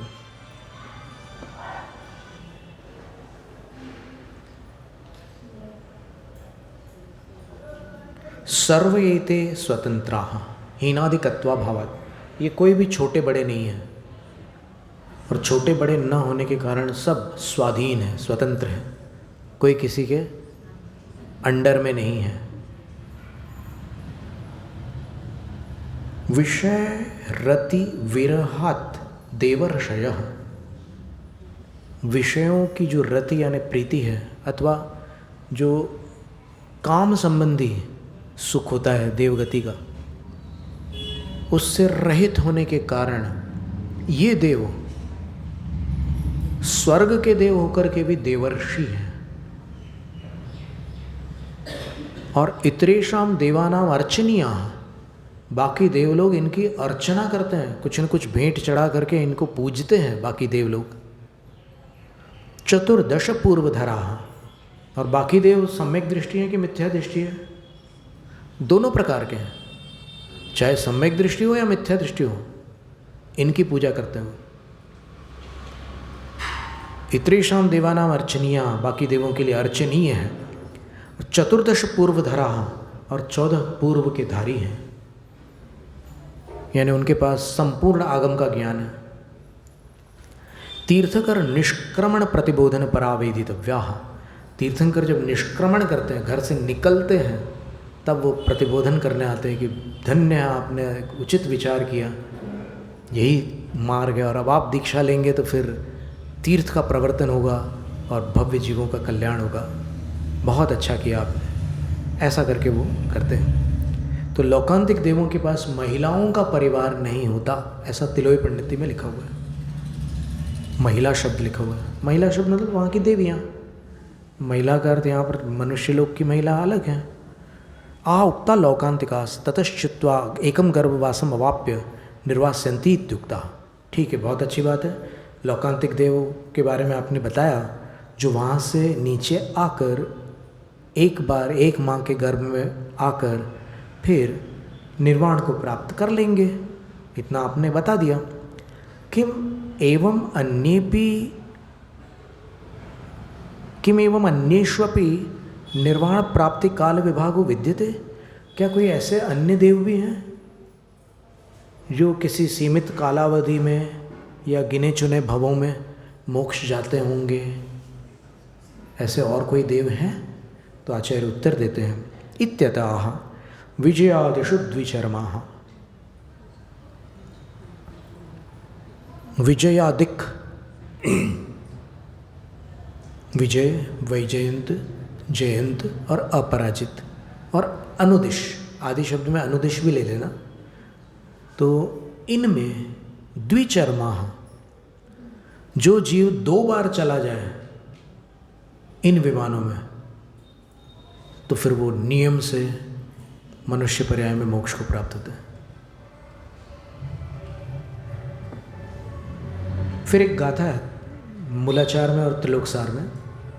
सक्को पहाड़ महिषी सलोग वालाय दक्षिण अमरिंदा लोयन तिय सब वट्ठा तत्थ चुवाण निवुदिम जंती। ये नियम से देव पर्याय से मनुष्य बनकर निर्वाण जाते हैं। कौन? शक्र। शक्र का अर्थ सौधर्मेंद्र। फिर पहाड़ महिषी, उसकी जो प्रधान इंद्राणी है, सबसे बड़ी इंद्राणी है सौधर्मेंद्र की, वो भी एक भवावतारिणी होती है। वो कौन है? सबको नाम याद है उसका, शची। ठीक है, शची में छोटी ही नहीं है, बड़ी ही है, शची दीर्घ है। छोटी बड़ी बोलना भी देहाती भाषा है। फिर सलोग वाला है दक्षिण वर्ण, दक्षिण स्वर्ग के इंद्र। अब देखिए 16 स्वर्ग हैं और अपन ने देखा था कि देवों के समूह जो हैं उनमें 12 भेद हैं कल्पवासी देवों के, है ना। द्वादश विकल्पा कल्पोपन्न पर्यंता, तो 12 विकल्प कैसे हो गया? अभी तो 10 भेद तो अपन ने पढ़े थे, इंद्र सामानिक त्रयस्त्रीन शादी, वो 10 भेद थे। फिर 12 भेद कैसे बने? तो 12 इंद्र होने के कारण उनके 12 ग्रुप्स हो गए। सौधर्म इंद्र का एक पूरा समूह हो गया, ईशान इंद्र का एक आधिपत्य हो गया, साम्राज्य। फिर सानत कुमार का एक साम्राज्य हो गया, महेंद्र का एक साम्राज्य हो गया। फिर उसके बाद ब्रह्म और ब्रह्मोत्तर स्वर्ग में एक ही इंद्र है। 2 स्वर्ग हैं लेकिन इंद्र एक है, ब्रह्म इंद्र। फिर लांतव कापिष्ट में भी एक ही इंद्र, लांतव इंद्र, कापिष्ट इंद्र नहीं है। बोली लगाने वाले पैसे निकालने के लिए कितने भी इंद्र बना लें, वो उनकी व्यवस्था अलग है। वो व्यवस्था कहीं शास्त्रों में मिल नहीं सकती कभी भी। लेकिन शास्त्रों की जो व्यवस्था वो ये है कि 16 स्वर्ग में 12 इंद्र, तत्वार्थ परंपरा के अनुसार 12 इंद्र बताए हैं। तो अब शुरू के 4 स्वर्गों में एक एक इंद्र, अंत के 4 स्वर्गों में एक एक इंद्र, और अब 4 और 4 8 हो गए, और कुल कितने हैं? 16। तो बीच के 8 स्वर्गों में 2 के एक इंद्र।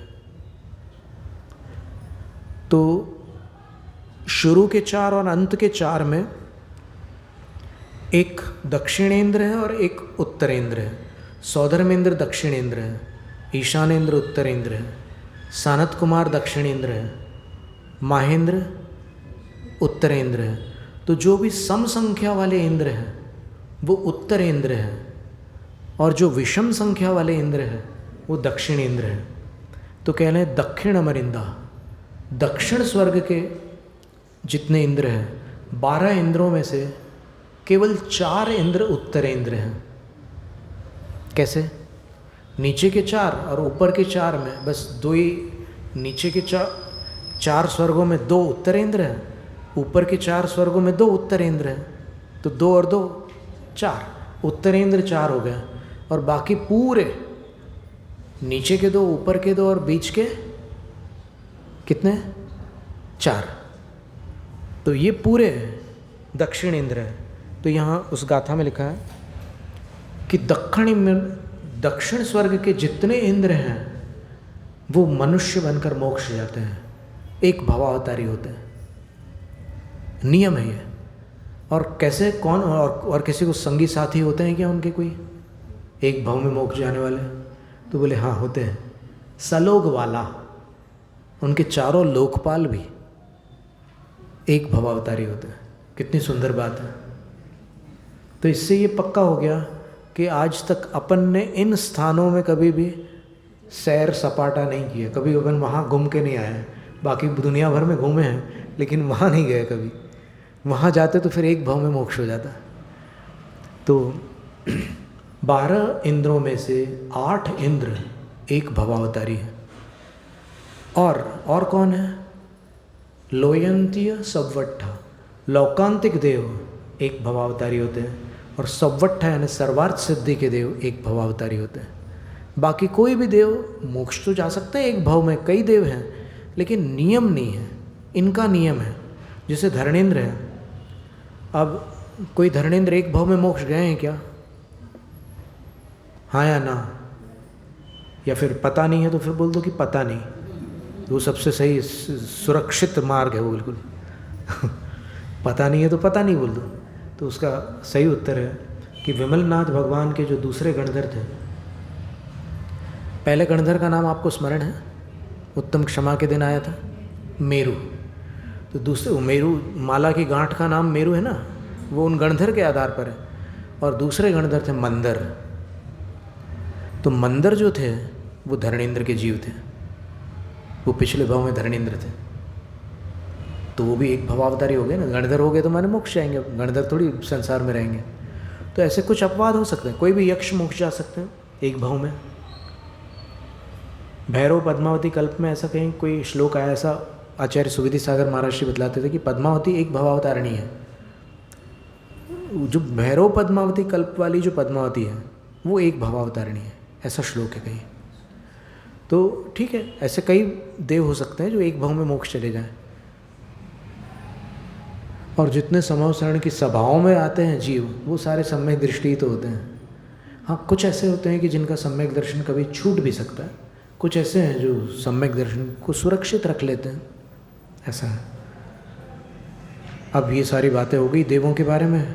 अब सवाल आता है कि तिर्यंचों की चर्चा आई थी तीसरे अध्याय में, तिर्यक योनि जानांच, वो कौन है? तिर्यंच कौन है? तो उसके लिए एक सूत्र में उत्तर दे रहे हैं, औपपादिक मनुष्येभ्य शेषास तिर्यक योनयः। औपपादिक यानी देव और नरक, और मनुष्येभ्य यानी मनुष्य, इनसे शेष आए, इनको तीनों को अपन इधर एक तरफ कर दो, अब जो शेष रह गए तिर्यक योनयः। क्या सूत्र है देखो,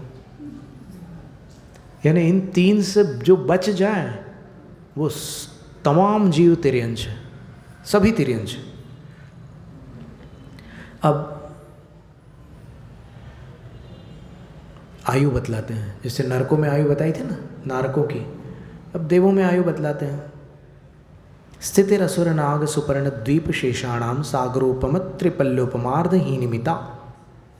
ठीक है ना, हीनमिताः कुछ पुस्तकों में विसर्ग छपे होंगे, वो अशुद्ध पाठ है, विसर्ग नहीं होने चाहिए।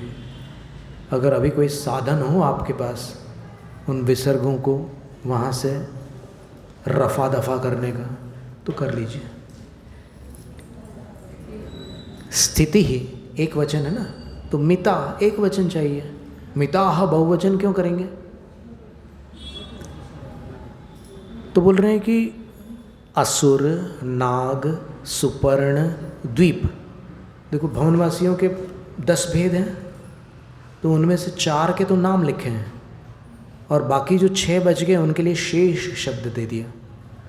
तो ऐसे 10 प्रकार के जो भवनवासी हैं, उनकी स्थिति अर्थात उनकी आयु कितनी होती है? तो बोले सागरोपम, असुरों की आयु कितनी है? 1 सागर। फिर नागकुमारों की कितनी है? त्रिपल्योपम, 3 पल्योपम है। तो धर्णेंद्र और पद्मावती 3 पल्योपम आयु वाली हैं। और जो यक्षी हैं पार्श्वनाथ भगवान के, उनकी आयु अभी आगे वाले सूत्र में बताने वाले नीचे। अभी तो अपना इतना समझ लो कि ये नागकुमार और नागकुमारियों की, चूँकि भवनवासी वाला सूत्र है तो अभी उनकी चर्चा नहीं आ रही है यक्ष वाले की, यक्ष की चर्चा बाद में आने वाली है। तो असुर कुमारों की स्थिति 1 सागर, नाग कुमारों की 3 पल्य, सुपर्ण कुमारों की अर्धहीनम। अर्धहीनम का मतलब होता है 3 में से आधा कम कर लो, तो 2.5 पल्य। और उसके बाद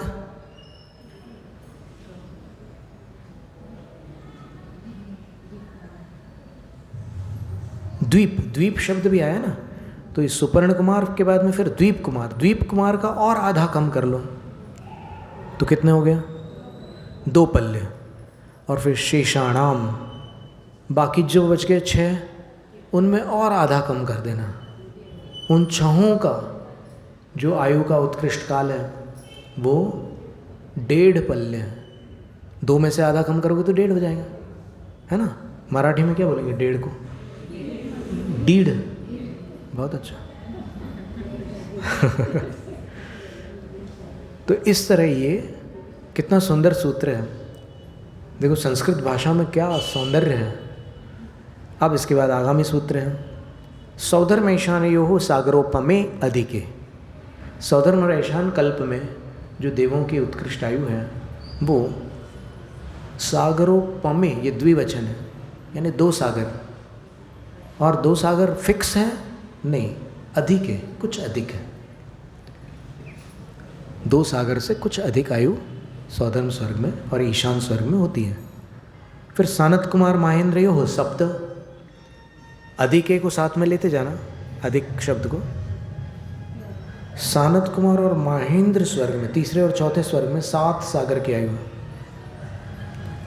फिर बाकी स्वर्गों में तो बोले चलो एक ही सूत्र में बताया देते हैं, अब अलग अलग क्या बताना। 93 त्रयोदश पंचदश अभिरधिकानि तु। क्या सुंदर है, कितनी विलक्षण बुद्धि होगी आचार्यों की कि उन्होंने एक ही पंक्ति में सभी स्वर्गों की आयु बता दी। उधर 7 थे ना, तो 7 में 3 जोड़ दो तो ब्रह्मोत्तर की आयु हो गई। फिर 7 में 7 जोड़ दो, लांतव का पिष्ट की आयु हो गई 14 सागर। फिर 7 में 9 जोड़ दो तो शुक्र महाशुक्र की आयु हो गई 16 सागर। फिर 7 में 11 जोड़ दो तो शतार सहस्रार की आयु हो गई 11वें 12वें स्वर्ग की। कितनी हुई? 18 सागर, क्योंकि 11 और 7 18 होते हैं। और उसके बाद आनत प्राणत में 7 में 13 जोड़ दो 20 सागर। और उसके बाद अंत में आरण और अच्युत 15वें और 16वें स्वर्ग में पंचदश, 7 में 15 जोड़ दो, कितने हुई? 22 सागर की आयु होती है। आरणाच्युतादूर्ध्वमेकैकेन नवसुग्रैवैकेषु विजयादिषु सर्वार्थ सिद्धौ च। आरणाच्युतात् यानी 15वें और 16वें स्वर्ग से ऊर्ध्वम ऊपर, नवसुग्रैवैकेषु एकैकेन 9 ग्रैवकों में एक एक सागर बढ़ाते जाना। पहले ग्रैवक में 23 सागर, दूसरे में 24, तीसरे में 25, चौथे में 26, 5वें में 27 जहाँ से पार्श्वनाथ भगवान के जीव आए थे ना। फिर 6ठे में 28, 7वें में 29, 8वें में 30 और 9वें ग्रैवक में 31 सागर की आयु होती है। फिर अनुदिशों में कितनी होती है?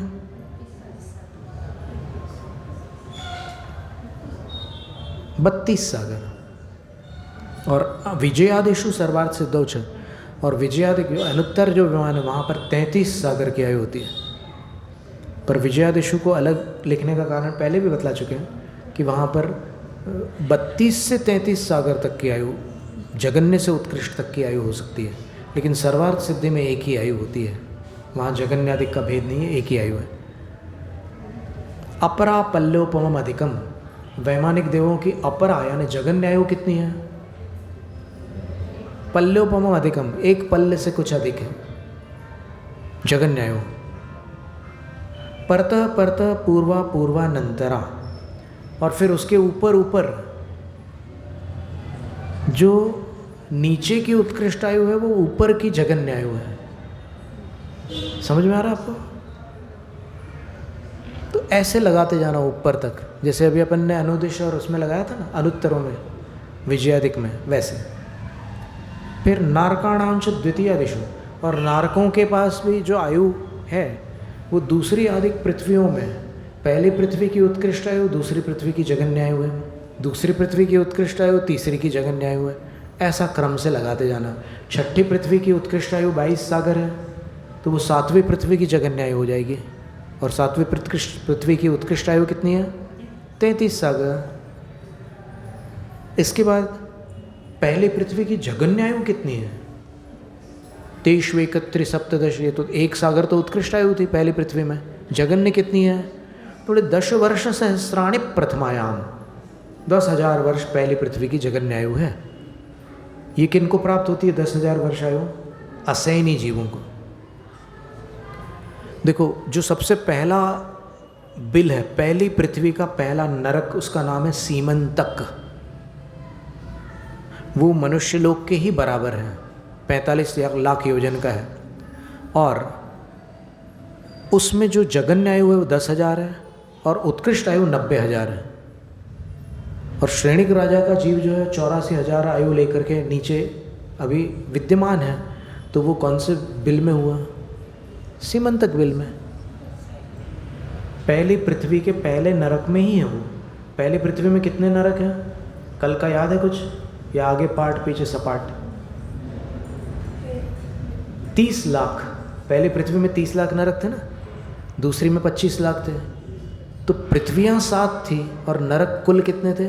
कुल तो याद होंगे आपको, ऐसे स्मृति पर जोर दो, याद आ जा आ जा आ जा, ऐसे करो कुछ भी करो। 84 लाख है ना। अब इसके बाद भवनेषु च, भवनवासियों में भी जगन्यायु 10,000 वर्ष होती है। देवों में भवनवासी जो है उस निकाय में जगन्यायु 10,000 वर्ष। व्यंतराणाम च, व्यंतरों की भी जगन्यायु 10,000 वर्ष। फिर व्यंतरों की उत्कृष्ट आयु कितनी है? तो परा पल्लवम अधिकम, एक पल्ले से कुछ अधिक। तो ये यक्ष और यक्षी एक पल्ले से कुछ अधिक आयु वाले हो सकते हैं। और नागकुमार नागकुमारी धर्णेंद्र पद्मावती 3 पल्ले। तो फिर वो अलग हैं और ये यक्ष यक्षी अलग है। दक्षिणापथ में भगवान के यक्ष यक्षी का नाम भी धर्णेंद्र पद्मावती है, पर उनकी आयु यक्ष यक्षी की 1 पल्ले और धर्णेंद्र पद्मावती की 3 पल्ले। इसलिए बड़ा अंतर है दोनों में। दोनों ही भक्त है पार्श्वनाथ भगवान के, कोई बात ही नहीं है, सम्यक दृष्टि दोनों ही है। फिर ज्योतिष्काणाम च, ज्योतिष्क देवों की भी आयु पल्ले, 1 पल्ले से कुछ अधिक रहती है। तो उसके बाद वहाँ से वो देव च्युत हो जाते हैं, दूसरे कोई देव आ जाते हैं। जैसे चंद्र इंद्र हैं, तो अब इंद्र की आयु पूरी हुई तो फिर वो कहीं और चले जाएंगे और कोई और जीव आकर के उनके स्थान पर इंद्र बन जाएगा। कभी कभी अंतराल भी पड़ता है। कोई इंद्र मान लो, उसके योग्य पुण्य चाहिए ना, भले ही वो पुण्य भवनत्रिक के लिए जाने में मिथ्यात्व सहित बांधा जाए, लेकिन वैसा चाहिए पुण्य कि वो इंद्र पद मिले। तो वो सरल नहीं है। तो उतना पुण्य मान लो अंतराल पड़ रहा है, तो कितने समय तक के कोई वहाँ नहीं आएगा, तो उसके लिए कुछ मास, कुछ महीनों का अंतराल होता है, 6 महीने तक के अंतराल हो सकता है। तो ज्योतिष के देवों की भी उत्कृष्ट आयु व्यंतरों के समान ही है। और फिर जगन्य आयु कितनी है ज्योतिष के देवों की? भवनवासी और व्यंतरों की तो 10,000 वर्ष बता दी। ज्योतिष के देवों की कितनी है? तो बोले नहीं, यहाँ संख्यात आयु नहीं है, असंख्यात वर्ष की आयु है ज्योतिष के देवों की जगन्य आयु। वो कितनी है? तदष्ट भागोपरा, 1/8 पल्ले, 1 पल्ले का 8वां भाग। अब फिर अलग से कह रहे हैं, लौकांतिका नाम अष्टौ सागरोपमाणि सर्वेशाम। लौकांतिक, सर्वेशाम लौकांतिका नाम, सारे के सारे लौकांतिक देवों की आयु एक फिक्स आयु है, उत्कृष्ट जगन्य का भेद नहीं है। अष्टौ सागरोपमाणि, 8 सागरोपम लौकांतिक देवों की आयु होती है। इस प्रकार इति चतुर्थोध्याय, इसको अर्घ चढ़ाएंगे अपन। आयु सौख्य स्थिति स्थान भेदाद्यास्त्रिदिवौकसाम नारकायुश्च तिर्यञ्च तुर्याध्याये प्ररूपिताः। ओम ह्रीं तत्त्वार्थसूत्रापरनाम मोक्षशास्त्रस्य चतुर्थाध्याय कृते अर्घ्यं निर्वपामीति स्वाहा। जैनम जयतु शासनम, शास्त्र पठन में मेरे द्वारा यदि जो